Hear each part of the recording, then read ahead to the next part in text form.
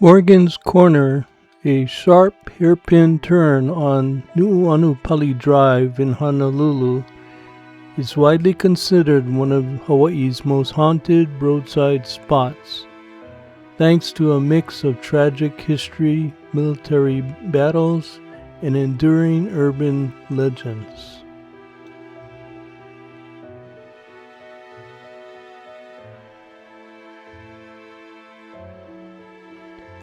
Kalani Kupuli's 9,000 Oahu and Maui warriors against Kamehameha's Hawaii army of 12,000 strong. The battle raged right through the area that is now Old Pali Road, as the warriors fought for control of the island. Perhaps there are still spirits of warriors lingering due to the many deaths that occurred in and around this area. The area has been inhabited by native Hawaiians for over 1,000 years and was used as a mountain pass during territorial battles in the pre-contact era. The modern name comes from Dr. James Morgan, who lived nearby in the early 1900s.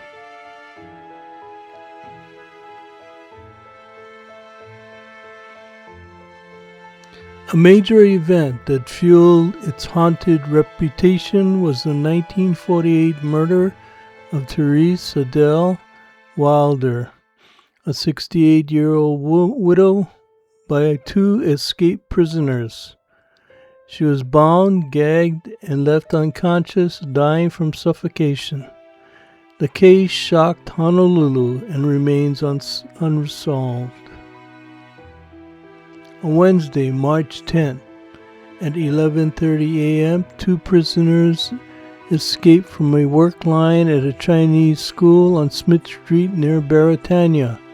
The escapees were 21-year-old James Majors, who was serving 10 years for second-degree burglary, and 20-year-old John Palakiko, who had just been involved in an escape from a Schofield Barracks stockade and had been transferred to an Oahu prison. The pair paid for a bus fare up to Nu'uanu Valley.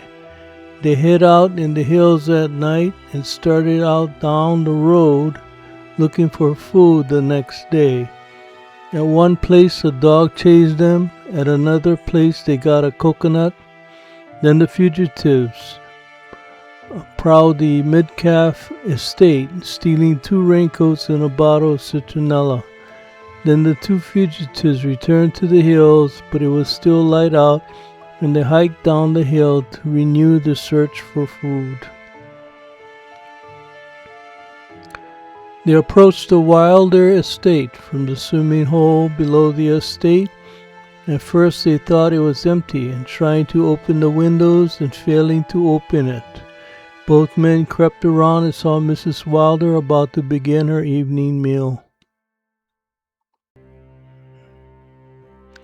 They returned to the windows alongside the roadside of the house and succeeded in opening one of the windows in a small dressing room in the Eva Mauka site. The next room was locked, so Majors climbed through a 14 by 18 air vent and unlocked the door to let Palakiko inside. They set about searching the room. Mrs. Wilder, hearing the noise, went to see what was going on. She left the kitchen, switched on the light, and asked Palakiko, "Who are you? What do you want?" Palakiko grabbed both of her arms and allegedly said, "Lady, we don't want to hurt you. We are hungry and just want some food." Mrs. Wilder was able to struggle free and rush to the front door, calling out in an attempt to frighten the intruders. She managed to open the door to the lanai when Palakiko grabbed her again. A soft scuffle ensued and the 68-year-old was easily overpowered. Majors pulled her to the ground and struck her in the eye. Stunned, Mrs. Wilders was bound and blindfolded with towels. The escaped prisoners then carried the unconscious Mrs. Wilder to the bedroom. Mrs. Wilder began to regain consciousness and struggled more and was struck by both men. She was thrown onto the bed and Palakiko punched her twice on the chin and Majors slugged her on the jaw. Mrs. Wilder again lost consciousness and was gagged with the same towel that was used as a blindfold. From the kitchen, the men took some food and left the same way they entered. The escaped prisoners were in the house for approximately 45 minutes. The pair followed the winding road, keeping close to the underbrush, and returned to Honolulu later that night in the vicinity of the Chinese language school on Kapina Lane. They remained here until Friday night, March 12th. Palakiko and Majors attempted to steal a car but were apprehended by the owner, who called the police. While waiting for the police, Majors asked the captor for a cigarette and struck him in the head. Palakiko was not fast enough and was arrested at 10:30 p.m. Friday night by police and returned to Wau prison and placed in solitary confinement. Mrs. Wilder's body had not yet been discovered in her home. Majors headed up Palolo Valley and hid in the hills that night. He made his way down to Kaneohe by hitching a ride. He then stole a meat truck and drove to Waipahu. The truck was abandoned and there he made friends with an elderly man. He passed himself off as the old man's grandson for 4 days. On Tuesday morning, March 16, 1948, the body of Mrs. Wilder was found by housemaid Mia Mitayashi and gardener Isabello Escalante. The pair were concerned when Mrs. Wilder didn't answer, despite telling the gardener to come 2 days earlier. Mrs. Wilder's official cause of death was suffocation. Her jaw had been broken. The gag further impeded her breathing. When they found her, she had been dead for 5 days. The police had few leads. A man is said to have hitchhiked along Pali Road and was picked up in the vicinity of the Wilder estate. His shirt was torn and his general appearance was disheveled. There were also reports of 2 men in the Wilder house vicinity. Police Chief William Hopai emphasized that every policeman, patrolman is vitally interested in supplying any bit of evidence which may lead to the identity of this criminal. A board of supervisors offered a $500 reward for information leading to the capture of the perpetrator. The Honolulu Chamber of Commerce then offered a $1,500 reward. Police set up roadblocks, questioning motorists who regularly drive over the Pali Road or if they observe anything suspicious in the area. Friday, March 19th, 2 leads were eliminated. The hitchhiker with the torn throat reported to the police station and gave his statement, clearing him of any suspicion. The other clue of the green car parked near the Wilder estate was withdrawn. The green car was the closest anyone came to discovering the body of Mrs. Wilder. The car was having minor motor trouble. In it were 2 girls and 2 men. The girls insisted in going into the home and asking to use the phone. They were talked out of this by one of the men, who said that he would hitchhike down the road and borrow a car from a friend. The 2 girls and the lone man sat in the car while 50 feet away lay the body of Mrs. Wilder. The final break in the case happened when an officer brought in the 2 raincoats used in the hideaway. Palakiko identified the raincoats as the ones stolen from the Midkits' home. He admitted to entering several homes in the area. He said that they were looking for food. At the time of the questioning, he was unaware that he was responsible in part in the murder of Mrs. Wilder.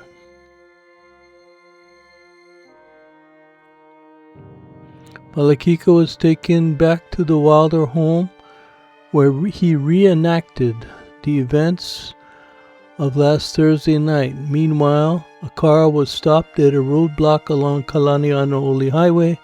The driver said that the man in the back seat was a hitchhiker who asked for a ride from Hei'eia.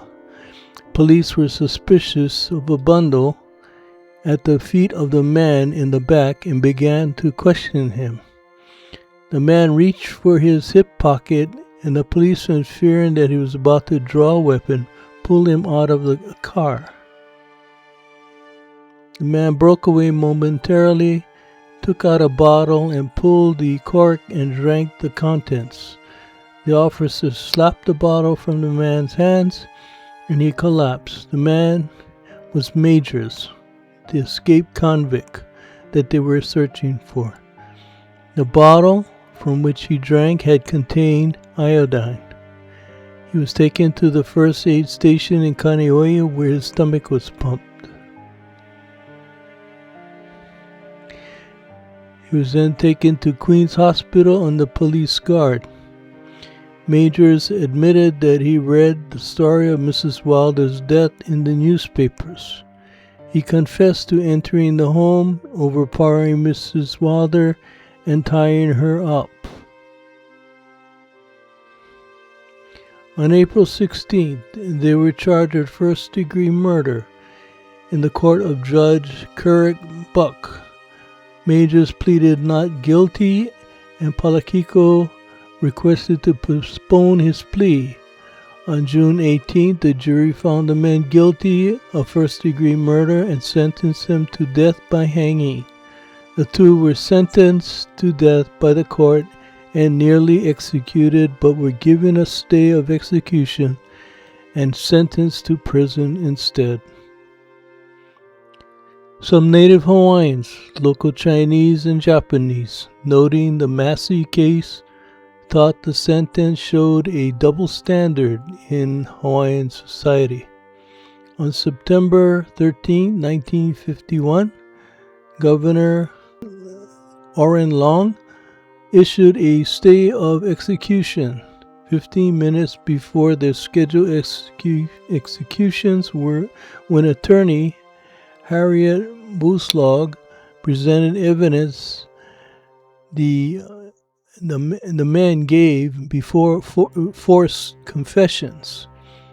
In 1954, Governor Samuel King commuted the men's sentences from death to 90 years in prison. December 21, 1962, Governor John Burns commuted the men's sentences to probation. Palakiko violated parole and was sent to prison for 3 years, where he died on September 11, 1974. Majors completed parole on December 20, 1968. Majors moved to Maui, where he spent the rest of his life, dying of natural causes in 2009.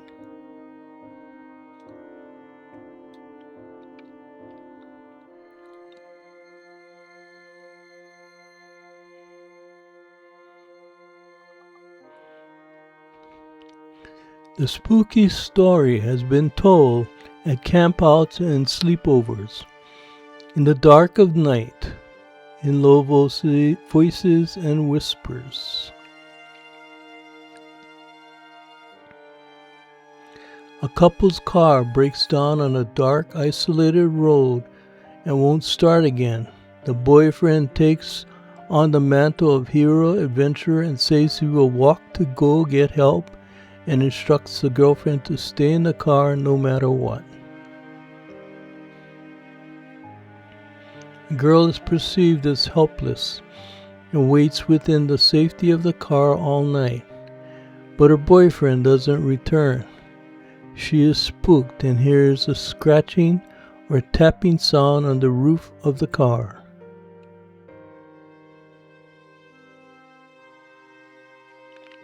He finally falls asleep and is startled by a policeman who is knocking on the window.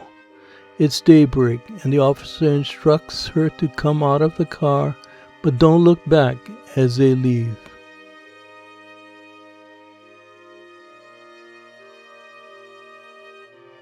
She looks back anyway and sees her boyfriend hanging from the tree above the car. The scratching was his fingers scraping the roof, or the tapping was his blood dripping onto the roof. No one really knows exactly where this story originated, but variations of this popular urban legend can be found almost anywhere. The first documented instance of this story was collected in 1964 from a freshman at the University of Kansas. Since that time, the story has spread far and wide, and now it's uncommon to encounter someone who hasn't heard of it. By the late 1970s, a version of the same story is said to have circulated in Malaysia. Another urban legend is about a young woman distraught over her boyfriend leaving her, chooses a tree at Morgan's Corner from which to hang herself. She hung so long that her head separated from her body. People say that if you look up into the tree, she would be there waiting to grab you, or that her headless body roams the area.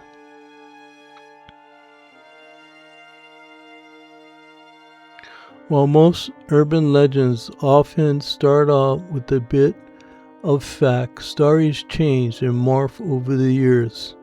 We can say for sure that neither of these actually happened at Hawaii's Morgan's Corner, but there are still several events that may be the cause for hauntings in that area.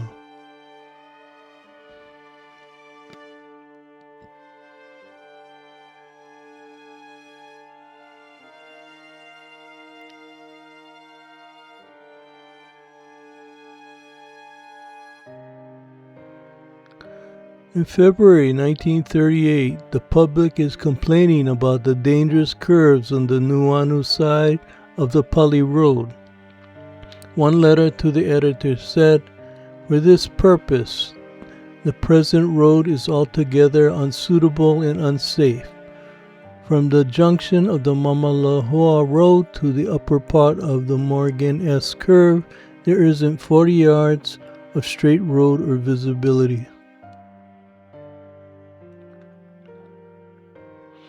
From this point to the foot of the cement grade, the road is slippery and narrow. When the ginger is in bloom, this is a favorite place for women and children to pick flowers by the roadside. There have been several fatal accidents in this stretch.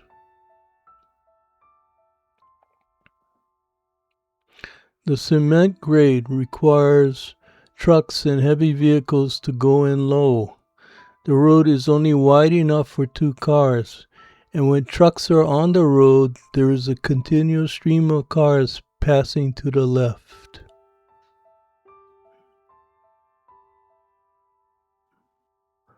By July 1938, the Department of Public Works was trying to get an endorsement from the Engineering Association of Hawaii for the revised plans for the proposed Nu'uanu Pali Tunnel.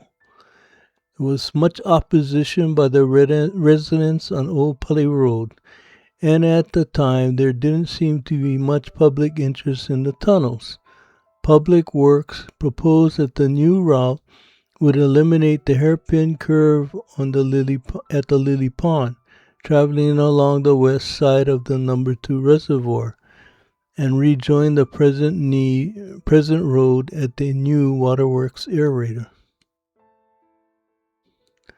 But still, it would be years before plans for a tunnel were approved. In the meantime, even though the original death curve was widened, the winding curves on Nu'uanu Pali Drive continued to claim the lives of unwary motorists and began to acquire a reputation all its own.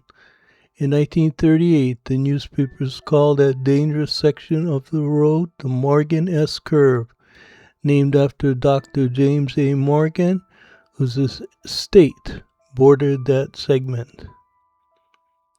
In 1941, it was called the Morgan Estate Curve or the Morgan Residence Curve or Morgan's Corner. A 1950 article called that area both Nu'uanu's Death Corner and Morgan Corner. The complaint in this article states for more than 30 years, the municipal authorities have talked about correcting this dangerous curve on Oahu's outstanding scenic road.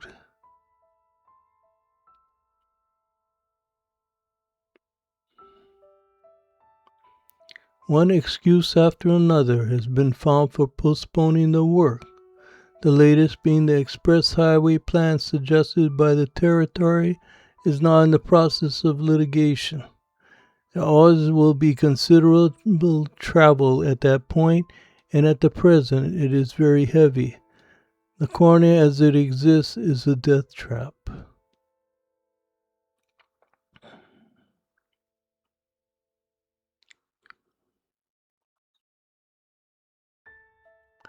Long before it became one of the most talked about haunted places in Honolulu, Morgan's Corner was just a sharp bend near the old Morgan estate.